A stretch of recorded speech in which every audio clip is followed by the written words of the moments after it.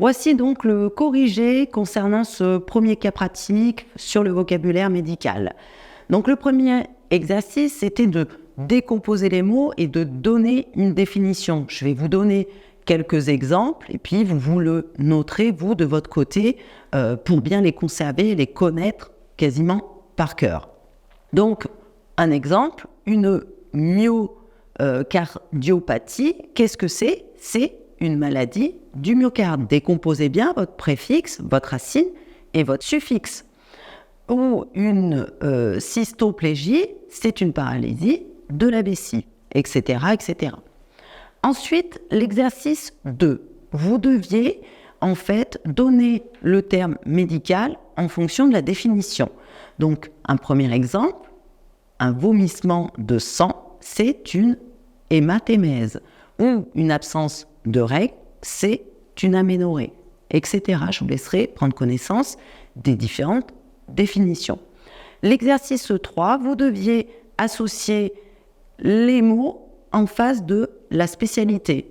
Quelques exemples, une appendice, c'est une inflammation, ou une radiographie, c'est un examen. Donc je vous laisserai vérifier si vous aviez fait les bons accords.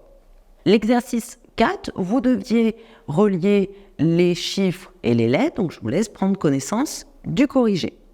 L'exercice 5, vous deviez trouver les définitions. Quelques exemples, une hépatite, c'est une inflammation du foie, une rectite, c'est une inflammation du rectum, une laryngite, inflammation du larynx, etc., etc. En exercice 6, vous deviez relier les chiffres et les lettres. Je vous laisse prendre connaissance de la correction.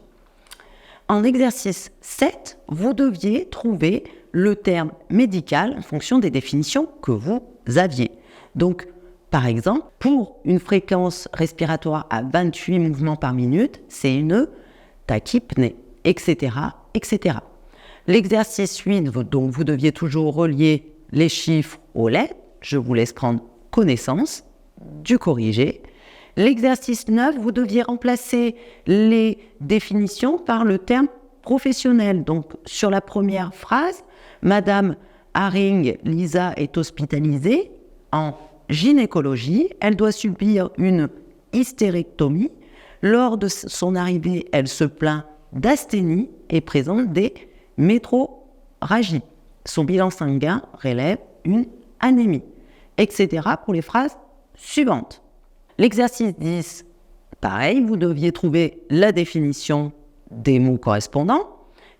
Par exemple, écoulement du sang par l'oreille, c'est de l'autorragie.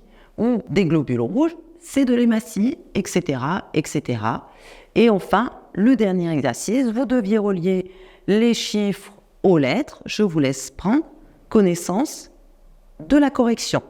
Donc, n'oubliez pas de noter tous ces mots, de les réviser régulièrement pour que ceci soit plus intuitif et que vous ne soyez pas obligé de rechercher à chaque fois la définition sur Internet. Donc, retravaillez régulièrement ces exercices pour appréhender ce vocabulaire médical. Nous allons nous retrouver maintenant dans un chapitre suivant pour un nouveau cas pratique.